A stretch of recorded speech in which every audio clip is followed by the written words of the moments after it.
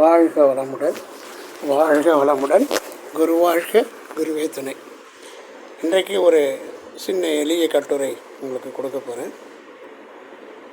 இந்த மாணவர்கள், மாணவிகள், சிறிய சிறார்கள் எல்லா குழந்தைகளுக்கும் இந்த பொடுகுங்கிற டேண்ட்ரஃப், பொடுகு, ஈறு, பேனு, முடி உடைதல், முடி கொத்து கொத்தாக கலந்துட்டு வருது, இந்த மாதிரி எல்லாருக்கும் ஏற்படுது.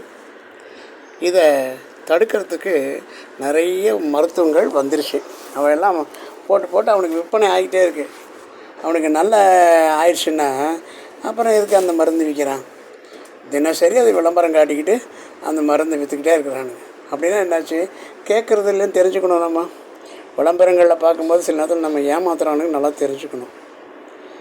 அதனால் இப்போ எளிய முறையில் ஒரு சின்ன குறிப்பு ஒன்று கொடுக்குறேன். இதை பயன்படுத்தி பாருங்கள். குழந்தைகள்லேருந்து பெரியவர்கள் வரை இதை பயன்படுத்திக்கலாம்.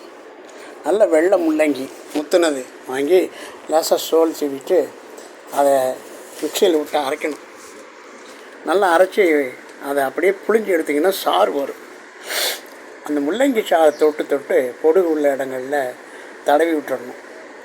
ஒரு 2 நாளைக்கு அந்த மாதிரி செஞ்சுட்டே வந்தால் அந்த பொடுகு உள்ள இடமெல்லாம் காஞ்சி போய் அப்படியே உதிர்ந்துடும்.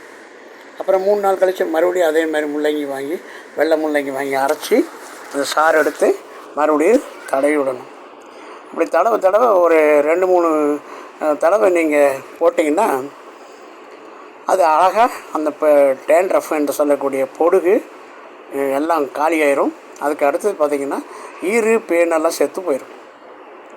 அதுக்கப்புறம் நீங்கள் ஷாம்பு போட்டு குளிச்சுக்கலாம். முதல்ல பொடுகு வருவதற்கு காரணம்னா தலையில் அழுக்கு சேர்றது தான். தலை அழுக்கு இல்லாமல் பார்த்துக்கணும். இப்போல்லாம் எல்லோரும் ஒரு வாரத்துக்கு ஒரு கதை தலை குளிக்கிறாங்க. அப்படி இல்லை, தினசரி தலை குளித்தா தினசரி நம்ம தூசி, தும்பு, அடுத்து பாக்டீரியாஸ் எல்லாமே நம்ம தலையிலே படுது. அதெல்லாம் போய் உள்ளே இருக்கிற ரத்தத்தை உருகிறதுக்கு ரெடி ஆகுது. அதனால தான் சத்து குறைபாடுனால அந்த பொடுகு வருது. நல்ல சுத்தமாக தலையை காய வச்சு உள்ள அழுகுகள் இல்லாமல் பார்த்துக்கணும். சுத்தமான நல்லா தேங்காய் எண்ணெய் தடவி அதை நீங்கள் குளிர்ச்சிப்படுத்தினீங்கன்னா கூந்தல் உடையாது. நல்ல கூந்தல் வளர்ச்சி பெறும். நிறைய கூந்தல் தைலத்தை வாங்கி தடவி ஏமாந்து போக வேண்டாம். அதனால் சுத்தமான தேங்காய் எண்ணெய் போகுது. அழகாக அதை தடவி நீட்டாக குளிச்சுட்டு காய வச்சு அழகாக தடவிட்டு வந்தீங்கனாலே போதும், பொடுகெல்லாம் வராது. அதுக்கப்புறம் உள்ள ஒரு சில மருந்துகள் சாப்பிட்ணும். அதுக்கு போது எளிய முறையில் பப்பாளி பழம் நீங்கள் சாப்பிட்டுக்கலாம். அழகாக ஒரு 2 துண்டு டெய்லி ஒரு பப்பாளி பழத்தை அறுத்து அதில் 2 துண்டு சாப்பிட்டுட்டு போனீங்கனாலே போதும். அதை லஞ்சோடு சேர்த்து சாப்பிட்டுக்கலாம். இப்படி சாப்பிட்டுட்டே வந்தீங்கன்னா கொஞ்ச நாளில் பார்த்திங்கன்னா அழகாக அந்த உள்ளே இருக்கிற ரத்த நாளங்கள் விரிவடைஞ்சு நல்லா ரத்தம் உள்ளே போடும். ரத்த ஓட்டம் நிறையா கிடச்சதுன்னா எதிர்ப்பு சக்தி அதிகமாகிடும். அப்போ வெளியிலேருந்து வரக்கூடிய பாக்டீரியாலாம் உள்ளே தட்டாது. அது தொடுறதுனால தான் நமக்கு பொடுகு வருது. அது இல்லாத அளவுக்கு ஏற்றுருச்சுன்னா நமக்கு வராது. தினசரி தலையை கழுவிடணும். தலையை கழுவி சுத்தமாக வச்சுக்கிட்டோம்னா அந்த பொடுகு, பேனு, ஈறு, அடுத்தது முடி உடைதல், கொத்து கொத்தாக முடி கலந்து வரும், இதெல்லாம் நம்ம நிறுத்திக்கலாம். இதெல்லாம் நின்று போயிடும். சுத்தமான கூந்தல் வளரும். நல்லா 60 அடி கூந்தலாக வளரும்.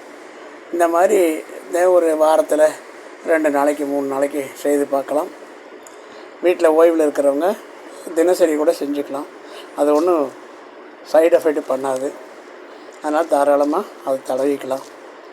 தடவி ஷாம்பு போட்டு குளிச்சிடணும். இதை மாதிரி செஞ்சுட்டே வந்தீங்கன்னா ஒரு 2 மணி நேரம் 1 மணி நேரம் கழித்து தான் குளிக்கணும். உடனே நான் இப்போ வச்சுக்கிட்டேன் 5 நிமிஷத்தில் போய் நான் குளிக்கிறேன் அப்படின்லாம் போகக்கூடாது. அந்த மாதிரி செஞ்சுட்டு வந்தீங்கன்னா நீங்கள் அந்த முடியில் இருக்கிறக்கூடிய பிரச்சனையை நீங்கள் காப்பாற்றி பட்டுக்கலாம். செஞ்சு பாருங்கள், முயற்சி பண்ணி பாருங்கள், வளம் பெறுங்க. நன்றி, வணக்கம், வாழ்க வளமுடன்.